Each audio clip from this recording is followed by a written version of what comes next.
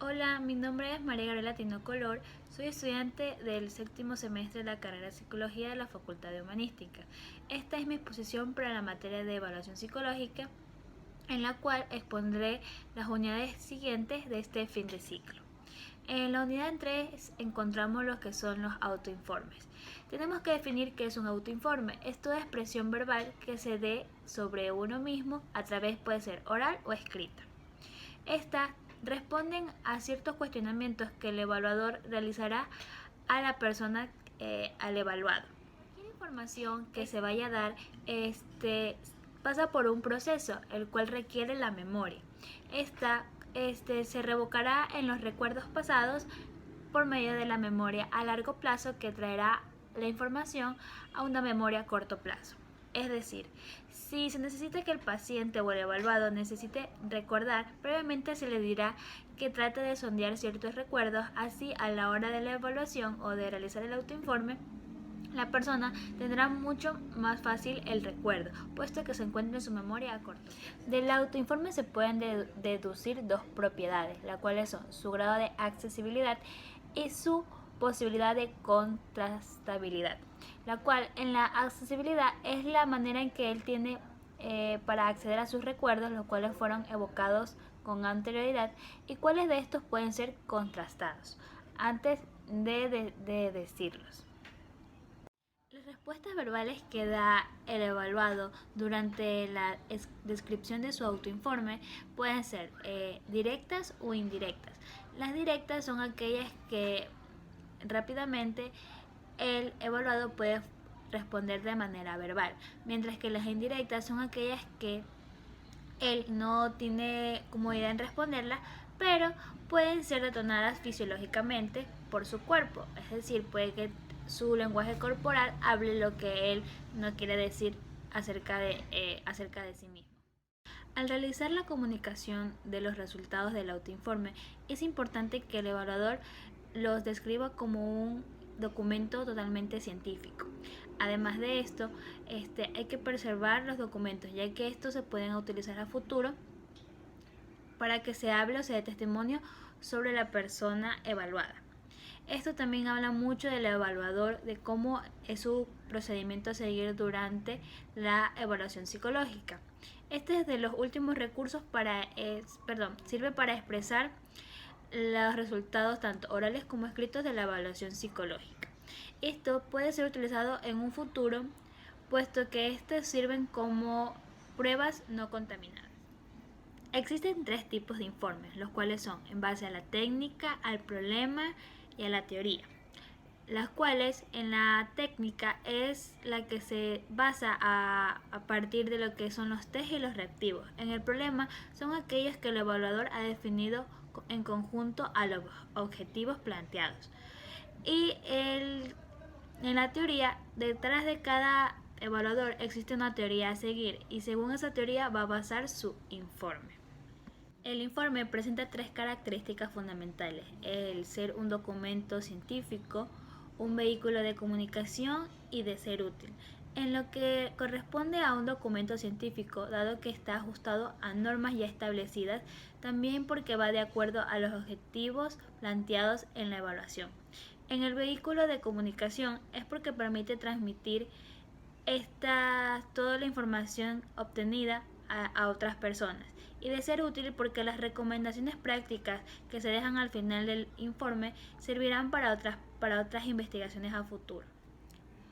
El informe es la expresión de un trabajo previamente realizado, en este caso la evaluación psicológica.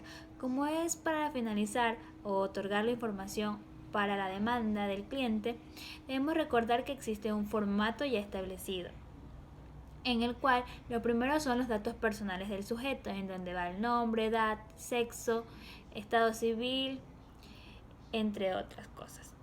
En la referencia de acreditación va lo que es el motivo de consulta, los objetivos planteados por el evaluador desde un inicio, los datos bibliográficos relevantes. En los datos bibliográficos relevantes son los momentos pasados o futuros o presentes en los cuales el evaluado se encuentra y que fueron importantes o son importantes saber para el evaluador. En la conducta durante el proceso es importante describir cómo fue la manera o cómo actuó el evaluado durante el proceso de evaluación.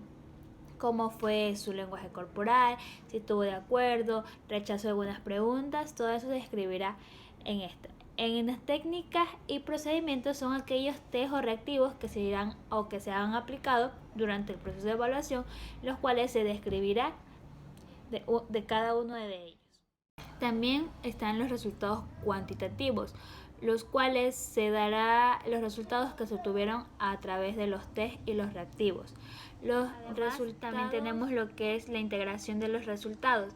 Aquí se describirá cada uno de los resultados obtenidos, como el comportamiento de acuerdo a si se cumplió los objetivos, cuáles son las características psicológicas, socioambientales y biológicas de la evaluación.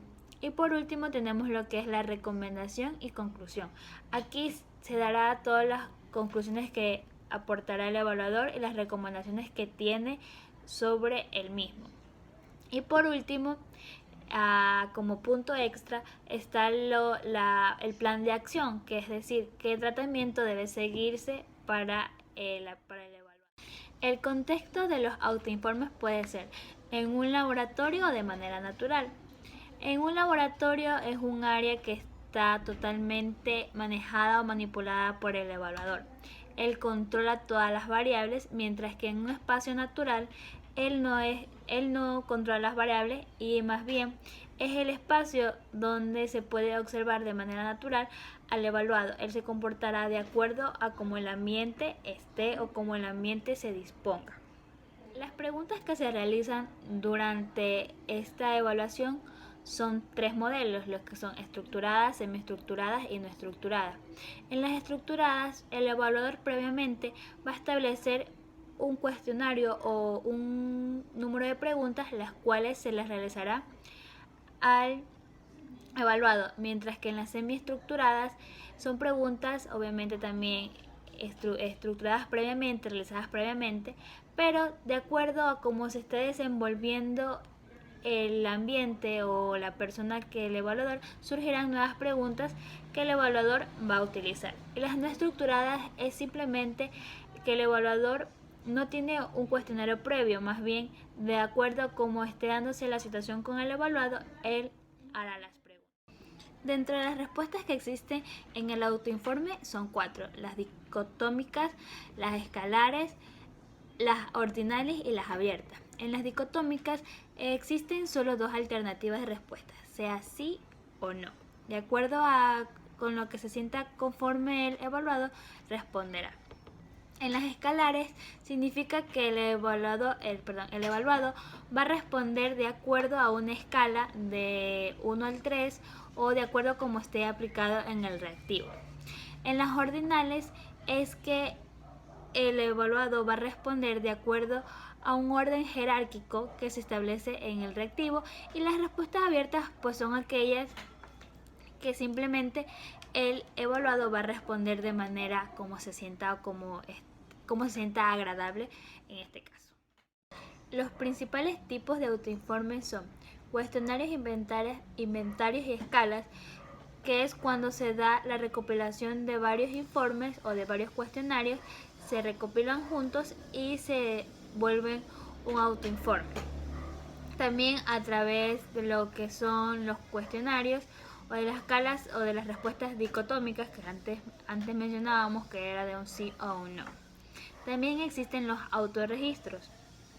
Esto es cuando el sujeto, aparte de ver cómo se comporta, registrar su conducta, la debe pasar a un cuaderno, el cual va haciendo un registro de cómo se comporta cada día, cómo es su comportamiento. Esta usa la técnica de papel y lápiz, elementos electrónicos para determinar la conducta, pues una grabadora o una videocámara, o también las conductas de sus respuestas. También tenemos el pensamiento en voz alta, que se caracteriza por permitirle al evaluado expresarse de manera libre, en el cual el evaluador hondará, manipulará algo para alguna información que él quiera saber del evaluado, y se expresará de manera libre. Muy normalmente se usan las técnicas del monólogo continuo, que es que se trata de que durante toda la sesión el evaluado exprese totalmente, hable muy continuamente sobre sí mismo, sobre lo que siente, sobre todo aquello que quiere expresar. También tenemos la entrevista, que como sabemos es que se basa sobre una... Como sabemos, también tenemos lo que es la entrevista. Esta es una técnica que se utiliza también, se puede ajustar a cualquier contexto, en especial a que le permite al evaluado tomar las expresiones verbales como no verbales del evaluado. Tanto que le permite obtener información no solamente por el habla, sino por aquellas expresiones corporales que el evaluado dé en el momento de la entrevista. Y por último tenemos la autobiografía, que es la que permite reconocerse a sí mismo, o que el evaluado va a realizarse exponiendo de su vida misma de acuerdo a sus... Dentro de la unidad 4 encontramos lo que son las técnicas objetivas y proyectivas. En las técnicas objetivas son aquellas que se dan por medio de aparatos o instrumentos en las cuales el evaluador debe ser capaz de aplicar. Este se caracteriza por que el evaluado no puede modificar su respuesta, y que el evaluador con anterioridad debe conocer qué reactivo o qué instrumentos va a aplicar. Estas mismas técnicas tienen como principal técnica lo que son las perceptivas, cognitivas y motoras. En las perceptivas encontramos lo que son las auditivas y visuales.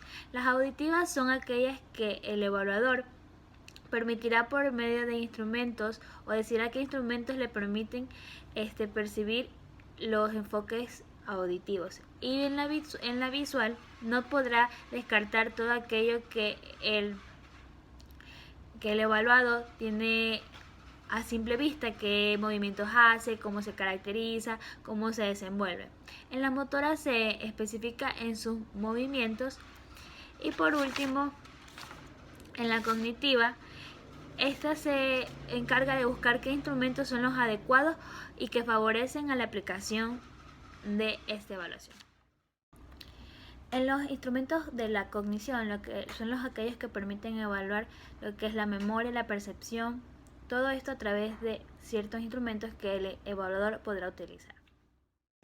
En cambio, en 1961, las técnicas proyectivas fueron definidas por Lindsay como instrumentos que podrían sensibles a revelar el inconsciente del evaluado, puesto que estas técnicas se caracterizan por no ser causales en el evaluado, porque el evaluado sea inconsciente de sus respuestas con lo que significa en el test. Además de esto, esta técnica tiene sus propias técnicas. Las técnicas proyectivas son estructurales. Por medio de un material visual, el evaluado responderá o dirá lo que ve y qué es lo que le parece. Las temáticas es aquella que con una temática el evaluado narrará o contará una historia paranormal o de creencia normal. La expresiva es aquella que el evaluado va a dibujar o crear por medio de un papel. Las constructivas es aquella que se da una temática y el evaluado va a construir o crear un cuento, una historia. Y las asociativas es aquella que por medio de imágenes visuales el evaluado va a asociar el significado. Dentro de los test de inteligencia encontramos dos que son los más, más utilizados. El WPPSI 3, que es de la escala de Wechsler para niños de preescolar, que es utilizado o es aplicado de 2 a 6 años o de 7 a 3. Este evalúa la inteligencia general con 2 subescalas, la verbal y la manipulativa, y la de velocidad de procesamiento y lenguaje, con 14 subtests. Mientras que en la misma escala de Wechsler encontramos la inteligencia de Wechsler para adultos, que es aplicable desde los 16 a los 94 años. Esta también evalúa inteligencia general con 2 subescalas y 3 índices. En lo que es las subescalas es la verbal y la manipulativa, mientras que en los índices evalúa comprensión verbal, organización perceptiva, memoria de trabajo y velocidad. Los test de personalidad aparecieron mucho después que los test de inteligencia. Estos test permiten evaluar el comportamiento del individuo y su personalidad.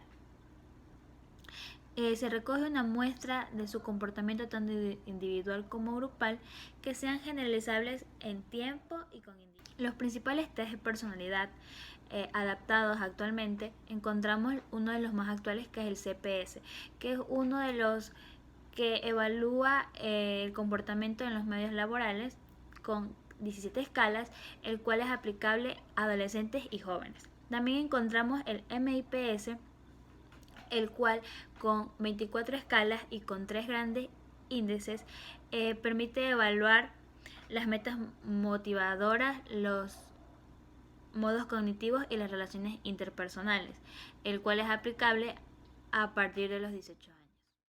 Esto es todo lo que puedo aportar desde mis conocimientos adquiridos durante este fin de ciclo.